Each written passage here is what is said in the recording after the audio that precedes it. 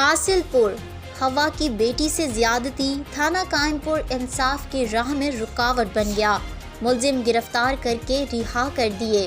سیاسی اثر و رسوخ، یہ دولت کی چمک، تھانہ قائم پور کی حدود میں سغرا بی بی سے زیادتی کیس کے ملزمان گرفتاری کے بعد ایس ایچ او تھانہ قائم پور نے چھوڑ دیے۔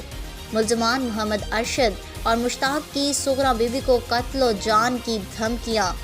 حاصل پور ایک اور ہوا کی بیٹی زیادتی کا شکار، تھانہ قائم پور کی حدود میں ارشد اور مشتاق نے سغرا بی بی کو جمال پور سے اغوا کر کے زیادتی کا نشانہ بنا ڈالا تھا، جس پر تھانہ قائم پور پولیس نے مقدمہ نمبر 362/22 درج کر کے فوری ملزمان محمد ارشد، محمد مشتاق کو گرفتار کر لیا۔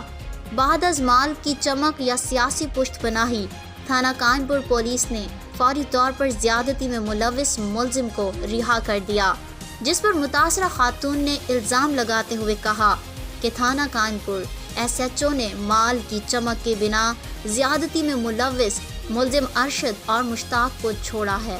متاثرہ خاتون نے وزیر اعلیٰ پنجاب اور آئی جی پنجاب سے ملزم کی گرفتاری کا مطالبہ کیا ہے۔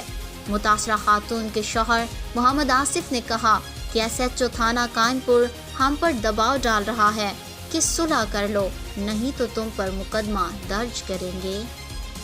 ਨਾਮ ਸੁਗਰਾ ਹੈ ਕਿ ਜਮਾਲਪੁਰ ਦੀ ਰਹਿਣ ਵਾਲੀ ਹਾਂ ਮੈਂ ਤੇ ਜੀ ਮੇਰੇ ਨਾਲ ਵਕੂਆ ਹੋਇਆ ਹੈ ਜੀ ਜਮਾਲਪੁਰ ਜੀ। ਮੈਂ ਜਾਂਦੀ ਪਈ ਹਾਂ ਦੇ ਦੇਵਰ ਦੇ ਘਰ 14 ਤਰੀਕ ਨੂੰ ਸ਼ਾਮ 6 ਵਜੇ ਤੇ ਰੋਡ ਦੇ ਉੱਤੇ ਜਾਂਦੀ ਪਈ ਹਾਂ ਤੇ ਜੀ ਅਰਸ਼ਦ ਤੇ ਮੁਸ਼ਤਾਕ ਇਹਨਾਂ ਜ਼ਬਰਦਸਤੀ ਗੱਡੀ ਰੋਕ ਕੇ ਜ਼ਬਰਦਸਤੀ ਮੈਨੂੰ ਗੱਡੀ ਦੇ ਵਿੱਚ ਬਹਾ ਲਈ ਹੈ ਤੇ ਇੱਥੋਂ ਲੈ ਜਾਵਣ ਦੇ ਬਾਅਦ ਨਾਮਲੂਮ ਜਗ੍ਹਾ ਤੇ ਲੈ ਕੇ ਗਏ। ਦਿਨ ਦਾ ਕਿਸੇ ਹੋਰ ਜਗ੍ਹਾ ਤੇ ਲੈ ਕੇ ਜਾਂਦੇ ਹਨ, ਸ਼ਾਮ ਹੀ ਅਰਸ਼ਦ ਦੇ ਘਰ ਲੈ ਕੇ ਆ ਜਾਂਦੇ ਹਨ ਜੀ। ਉੱਥੇ ਮੇਰੇ ਨਾਲ ਬਹੁਤ ਜ਼ਿਆਦਾ ਜ਼ਿਆਦਤੀ ਕੀਤੀ ਗਈ ਹੈ, ਬਕਾਇਦਾ ਇੱਕ ਨਹੀਂ 4 ਜਣਿਆਂ ਨੇ ਮੇਰੇ ਨਾਲ ਗਲਤ ਕਰਨ ਵਾਲੇ। ਉਸ ਤੋਂ ਬਾਅਦ ਜੀ ਮੈਂ ਔਖਾ ਸੌਖਾ ਹੋ ਕੇ ਆਪਣੇ ਮੀਆਂ ਨਾਲ ਰਾਬਤਾ ਕਰਵਾਉਣ ਦੀ ਕਿਸੇ ਔਰਤ ਦੀ ਕੋਸ਼ਿਸ਼ ਕੀਤੀ, ਕਿਸੇ ਬੰਦੇ ਮਤਲਬ ਕਿ ਰਾਬਤਾ ਕੀਤਾ ਮੇਰੇ ਮੀਆਂ ਨਾਲ। ਸਜਾਦ ਥਾਣੇਦਾਰ ਆਈ, ਇਹਨਾਂ ਨੂੰ ਦਰਖਾਸਤ ਦਿੱਤੀ, ਮੇਰੇ ਮੀਆਂ ਸ਼ਾਮ ਦੀ ਰੇਟ ਕੀਤੀ ਹੈ। 17 ਤਰੀਕ ਦੀ ਸ਼ਾਮ ਨੂੰ ਖੁਦ ਸਜਾਦ ਸਾਹਿਬ ਬਰਾਮਦ ਕਰਕੇ ਆਏ ਨੇ ਮੈਨੂੰ। ਬਕਾਇਦਾ ਉੱਥੇ ਮੇਰੀ ਹਾਲਾਤ ਵੀ ਨਾ ਵੇਖੀਏ ਕਿ ਮੇਰੀ ਹਾਲਾਤ ਕੀ ਹੈ। ਬਕਾਇਦਾ ਮੇਰੇ ਕੱਪੜੇ ਵੀ ਫੱਟੇ ਹੋਏ ਹਨ ਸਾਰੇ ਜਿਸਮ ਦੇ, ਮੇਰੇ ਜਿਸਮ 'ਤੇ ਬਹੁਤ ਜ਼ਿਆਦਾ ਨਿਸ਼ਾਨ ਹਨ, ਬਹੁਤ ਜ਼ਿਆਦਾ ਤਸ਼ੱਦਦ ਕੀਤਾ ਉਹਨਾਂ ਮੇਰੇ 'ਤੇ ਜੀ। ਬਕਾਇਦਾ ਜੀ ਪੁਲਿਸ ਬਕਾਇਦਾ ਹਕੀਕਤ ਪਰਚਾ ਦੇਵਣ ਦੇ ਬਜਾਏ ਉਹਨਾਂ ਆਪਣੀ ਮਰਜ਼ੀ ਨਾਲ ਪਰਚਾ ਦਿੱਤਾ ਹੈ ਜੀ। ਸਜਾਦ ਸਾਹਿਬ ਤੇ ਦੂਸਰੇ ਲੋਕ ਸਾਨੂੰ ਉੱਥੋਂ ਥਾਣੇਦਾਰ ਧਮਕੀਆਂ ਦਿੰਦੇ ਰਹਿਣ ਵੀ ਅਸੀਂ ਤੁਹਾਡਾ ਪਰਚਾ ਨਹੀਂ ਦਿੰਦੇ। ਬਕਾਇਦਾ ਮੇਰੇ ਮੀਆਂ ਨੂੰ ਚੰਡਾ ਮਾਰੀਆਂ ਨੇ, ਮੈਨੂੰ ਵੀ ਧਮਕੀ ਦਿੰਦੇ ਰਹਿਣ ਬਸ ਤੇਰੇ 'ਤੇ ਪਰਚਾ ਕਰਦੇ ਸੀ ਤੂੰ ਚਲੀ ਜਾ, ਧੱਕੇ ਮਾਰ ਕੇ ਸਾਨੂੰ ਥਾਣੇ 'ਚੋਂ ਕੱਢ ਦਿੰਦੇ। ਬਕਾਇਦਾ ਮੁਲਜ਼ਮ ਪਕੜਨ ਦੇ ਬਾਵਜੂਦ ਪਕੜੇ ਨੂੰ ਨਾ 6 ਦਿਨ 7 ਦਿਨ ਉਹਨਾਂ ਇੱਥੇ ਰੱਖਿਆ ਕੈਂਪੋਰੇ।